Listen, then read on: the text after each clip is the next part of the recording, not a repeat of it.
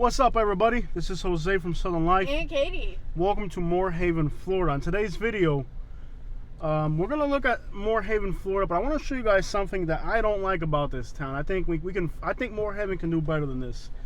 So, for some reason, this part of town, the roads are not paved. Now, let me ask you, if a town, 95% of the roads are paved in a town, but only 5% of the town does not have paved roads, and that 5% of the town is the African American community, wouldn't that suggest that there's something going on here that needs to be fixed?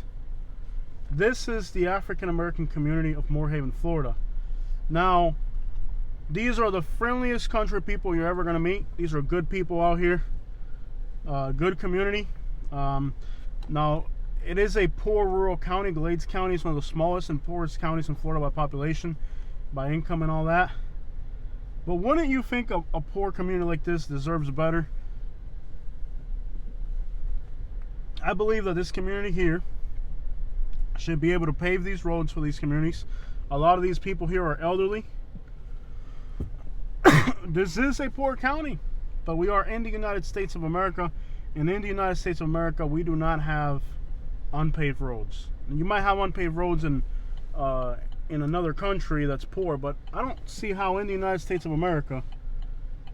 And then you got all these signs everywhere for county commissioners, and everybody wants to be a commissioner or something, right? But how many of these people that want to be commissioners and want to be whatever care to fix the roads for this community? Take a close look around, guys. This is Moore Haven, Florida. It is a poor rural area, there's no doubt about it. But unfortunately, it's the African American part of town that is lacking investment, lacking infrastructure. Some of these roads back here are not paved, and they should be paved. Now, this area is struggling with a lot of problems. Moore Haven is in a county of Glades, and Glades County currently has one of the highest overdose death rates in Florida. It wasn't the case a few years ago, but unfortunately things have really got bad in the last few years here with the overdoses. But it's not affecting the African American community. It's a problem mostly in the Native American and in the white community. The black community really hasn't been as affected by it, and that's typically the case in most of America right now. Most of the United States, the overdoses are hurting mostly white communities, and black communities are not being affected as much. They're still being affected by it, just not to the same degree. Now, this area back here is called Washington Park. There's a few historic churches, and you know, what's crazy too is back off when we started today's video, there's actually a park back there in a community center, which you'd think should have a paved road to it. How does a community center not have a paved road going to it? That doesn't make any sense. Is that a Caprice? Katie, we have just found our new purchase. It only needs a little bit of work. I found something better. Oh, two Caprices, okay. No, old truck. Oh, you like old trucks? Yeah. Yeah, these country people really got some cool cars. Yeah. Anyways, you know, the community center is back there where we started the video. It should be at least paved, I think. I don't understand why. I don't know if it's the city of Moore Haven or if it's Glades County, but wouldn't you think a community center would have a paved road leading to it? Apparently not. Look at this. Kind of interesting, huh, guys? Kind of interesting. Potholes here like crazy, too. Look at this. Potholes everywhere.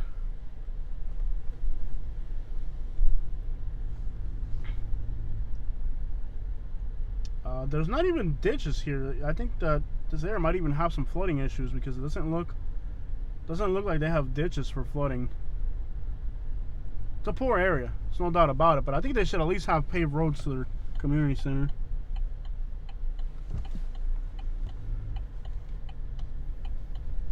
What was I talking about? I was talking about something very important, I forgot.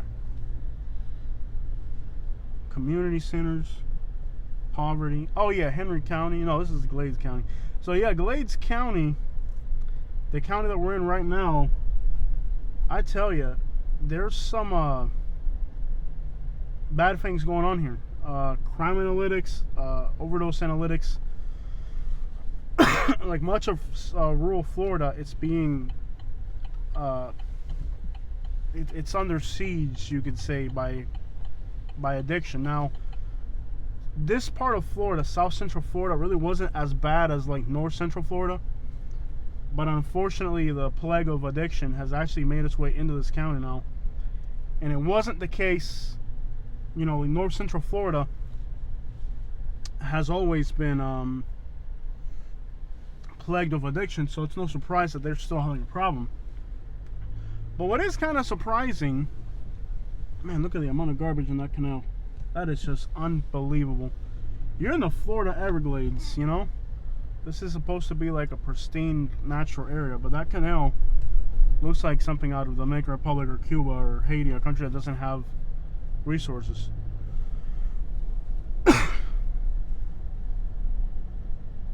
Anyways, what I was saying was, as we know, you know, North Central Florida has always had a large white population, and thus they've always had a huge drug problem.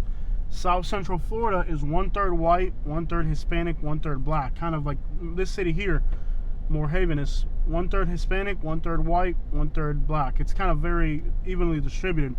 Clewiston's the same way, Belgrade's the same way. Immokalee is more Hispanic because it's further south. But you get the idea. These are areas where like the races here are very kind of mixed and evenly proportioned.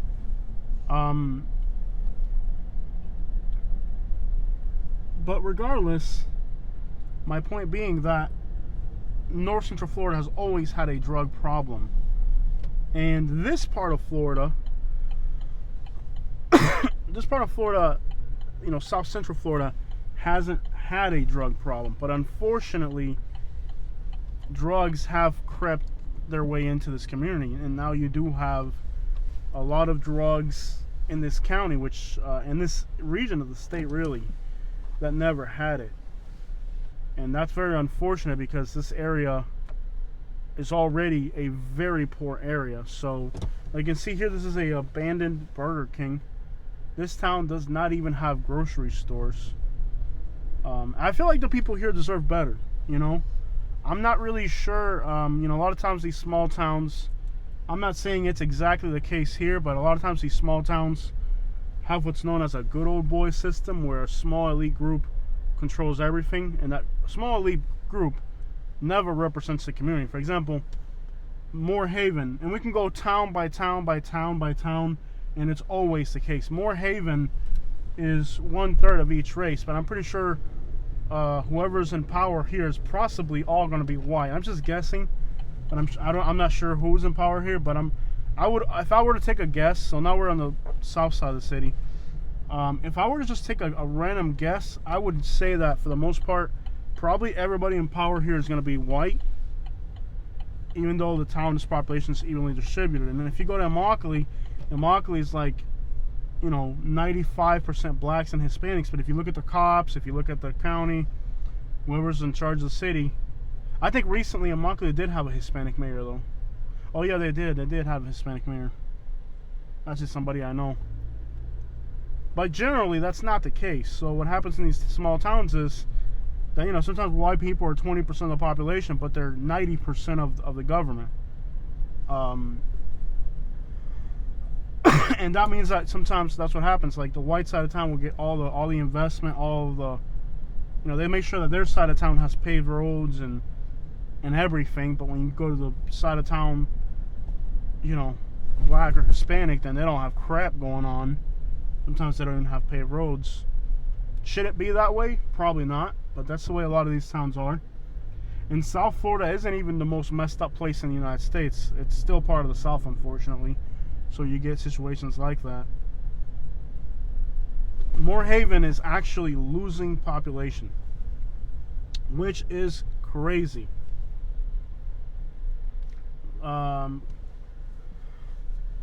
It's crazy that it's losing population because it's in South Florida.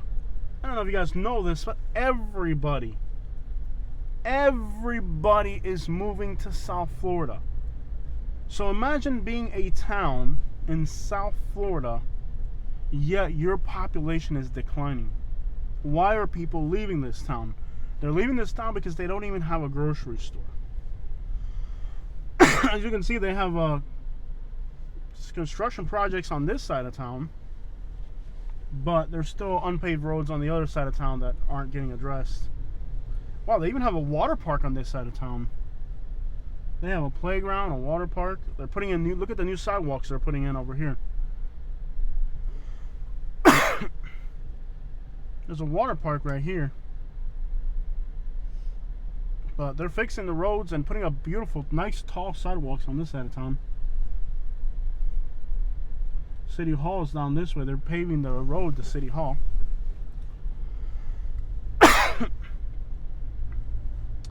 But it's very unfortunate that a town would be losing population in South Florida. I mean, this is the type of thing that happens in West Virginia, or like in what they call it, the Rust Belt. But for a town in South Florida to be losing population, that is a serious concern. That's absolutely abnormal, and that's what's happening here in Moorhaven. Now, they got good fishing here. The people are very friendly. The people of this town here are exceptional. This isn't like rude city people. I mean, you drive down the road here and people are waving at you, and I mean, people here are exceptional. But as you can see on this side of town, you have beautiful. You even have a sidewalk here along this river. Not that you need it because there's not that much traffic, but you have a sidewalk. You got the view of the river. You got benches every 40 feet or whatever. Every 100 feet you got a bench with some tables and docks. Absolutely beautiful. And Moorhaven really is a beautiful town. The problem here is that there's so little investment that the people have had to leave this town. People have had to leave this town because if you have a family, you can't live in a town that doesn't have a grocery store. You know, there's just nothing here in South Central Florida. Interestingly, though, if this was like Alabama or Mississippi, a town this big in Alabama or Mississippi would have several restaurants on Main Street. There's something endemically poverty-driven about South Florida, that a town of 1,500 people can't have those things. Because if you go to a town of 1,500 people in Mississippi or Alabama, they're gonna have businesses on Main Street. But I think what's happened in South Florida is that there's kind of like a good old boy system that's been choking these communities.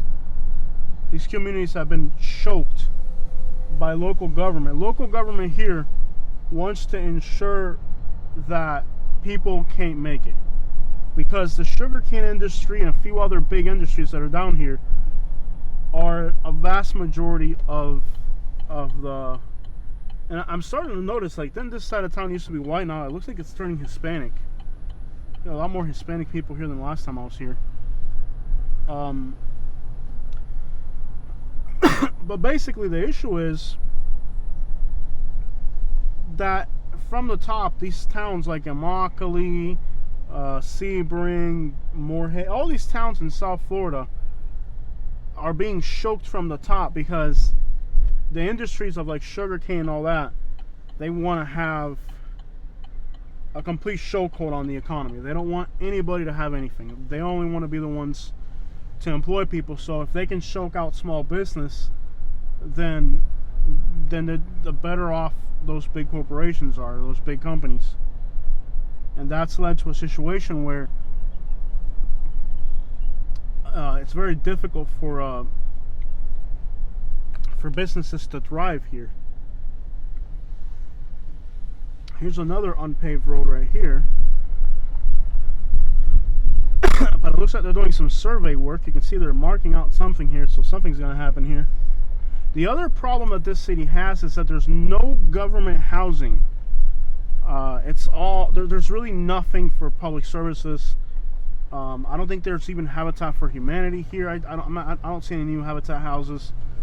I don't see any. Well, you don't even see any government housing, which is, again, if you went to a small town in Alabama or Mississippi, they would have government housing. So Florida's a weird place. It's a weird place because you have the worst of both politics. Like, you have the worst of the Republican policies, and then you have the worst of the Democrat policies. In other words, you get the worst of both worlds in Florida, where a state like Mississippi or Alabama, they have poverty, crime, and all that. But then, well, they have easy business restrictions. Well, what I found out when I lived in Naples and I wanted to move to rural Central Florida, I started doing my research, on licensing, business licensing, permitting. I found out that some of these small towns like this actually have some of the most restrictive policies on business, which doesn't make sense. If you're in a rural community that's poor, you should make it easy for people to start businesses. But in these places, local government actually goes after small businesses because, again, a good old boy system. They want to make sure that their buddies can stay rich. That means that anybody else that's trying to start a business or do something, they send the inspectors after you, or they go on a witch hunt after you if you're trying to start a small business. So what you're looking at here in Moore Haven is a town that has choked itself to death. Because, like, when you live in a small community like this, 1/3 Hispanic, 1/3 white, 1/3 black, pretty even population distribution. If you choke one person in that town, you're really choking yourself. And I think Moore Haven is one of the biggest failures of a town anywhere in Florida, for the simple reason that it's a town that's choked itself. It's a town that's choked itself. Do you want to go to, you don't want to go to Belle Glade? Whatever you think is best. No, Belle Glade can kind of be fun during the weekends. You want to go to Sebring? Either way is fine. We just did a Belle Glade not that long ago. Yeah, that's the thing. We just did it like last month. We could do. How far are we from Okeechobee? But that pushes us in the other direction. Yeah, that pushes us way too far. I think we've done a lot this weekend. We could probably do Sebring and head home. Avon Park, Sebring, head home.